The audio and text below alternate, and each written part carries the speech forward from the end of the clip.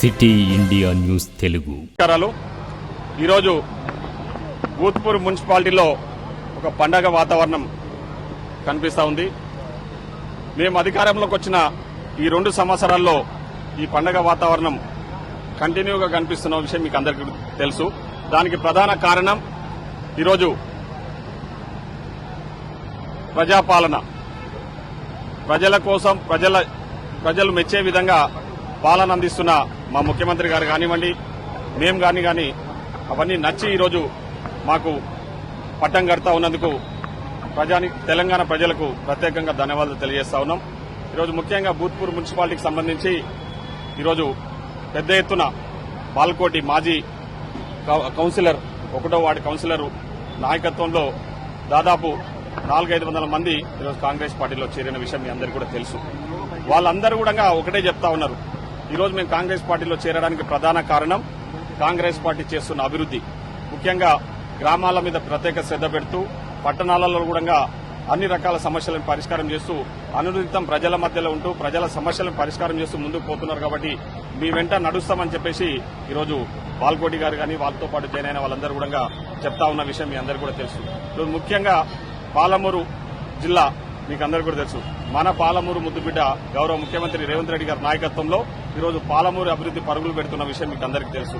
మననే IIIT ఎవరు ఊహించని విధంగా ఈరోజు పాలమూరు జిల్లాకు IIIT తీసుకురావడం జరిగింది. ఇక్కడే కూతవేటు దూరంలో IIIT ఫౌండేషన్ వేసుకున్న విషయం మీ అందరికీ కూడా తెలుసు. తొందరలోనే బ్రహ్మోస్ మిసైల్ మ్యానుఫ్యాక్చరింగ్ యూనిట్ మన దగ్గర రాబోతా ఉంది. ఆల్రెడీ మన ప్రభుత్వం, మన ముఖ్యమంత్రి గారు నేను అడిగిందే తడుగా 400 ఎకరాలు ఉచితంగా ఈరోజు డిఫెన్స్ వాళ్ళకి ఇవ్వడానికి ఒప్పుకున్న విషయాన్ని కూడా నేను ఈ సందర్భంగా గుర్తు చేస్తా ఉన్నా. సో ఇవే కాకుండా డ్రై పోర్టు నిర్మాణానికి సంబంధించి కూడా ప్రయత్నాలు జరుగుతూ ఉన్నాయి.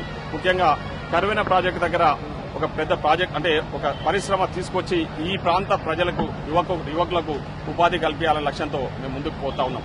ఇవే కాకుండా టౌన్లో ముఖ్యంగా దేవరకద్ర కానివ్వండి, భూత్పూర్ కానివ్వండి, కొత్తకోట మున్సిపాలిటీలలో మొన్న వారం రోజుల క్రితము దాదాపు 60 కోట్ల రూపాయలతోన వివిధ అభివృద్ది కార్యక్రమాలకు శంకుస్థాపన చేసిన విషయం మీకు ఈ సందర్భంగా నేను గుర్తు చేస్తా ఉన్నా. గత పాలకులు పూర్తిగా నిర్లక్ష్యానికి గురైన ఈ టౌన్లను, ఈ 3 మున్సిపాలిటీలను ఈరోజు ప్రత్యేకంగా అభివృద్ది చేయబోతా ఉన్నాం.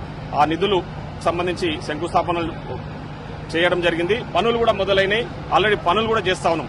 గతంలో టీఆర్ఎస్ వాళ్ళు 20 కోట్లు వచ్చినాయి, 50 కోట్లు వచ్చినాయి, 30 కోట్లు వచ్చినాయి, 10 కోట్లు వచ్చినాయని చెప్పడం అంటే పేపర్లకే పరిమితమైన తప్ప ఆచరణలో శూన్యం.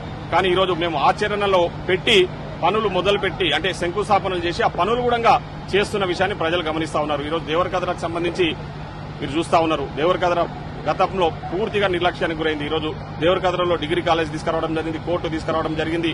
అదేవిధంగా దేవరకద్రలో ముఖ్యంగా మొన్ననే మున్సిపల్ ఆఫీసు కూడా ముఖ్యమంత్రి గారు 5 కోట్ల రూపాయలు శాంక్షన్ ఇస్తే దానికి సంబంధించి శంకుస్థాపన చేయడం జరిగింది. సో ఈరోజు భూత్పూర్ పట్టణంలో కూడా ముఖ్యంగా డ్రైనేజ్ కానీ, సీసీ రోడ్లు కానీ, డ్రింకింగ్ వాటర్ కానీ, ఎలక్ట్రిసిటీ ఇవన్నీ సమస్యలు పరిష్కారం చేస్తూ ముందుకు పోతా ఉన్నాం.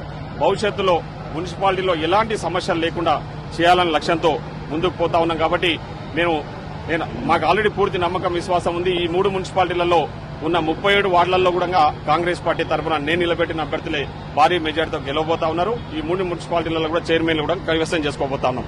ముఖ్యంగా ఈరోజు కాంగ్రెస్ పార్టీలో చేరిన బాలకోటికి, అదేవిధంగా వారి మిత్ర బృందానికి ఇంకా చాలా మంది మహిళలు కూడా ఈరోజు స్వచ్ఛందంగా కాంగ్రెస్ పార్టీలో చేరినారు. వారందరికీ కూడా స్వాగతం పలుకుతూ ఈరోజు మా నవీన్ గౌడ్ మీకు అందరికీ కూడా తెలుసు, గతంలో నాతో వెన్నంటి ఉండి నా కోసం అంటే కాంగ్రెస్ పార్టీ కోసం 6 నిమిషాలు కష్టపడ్డాడు.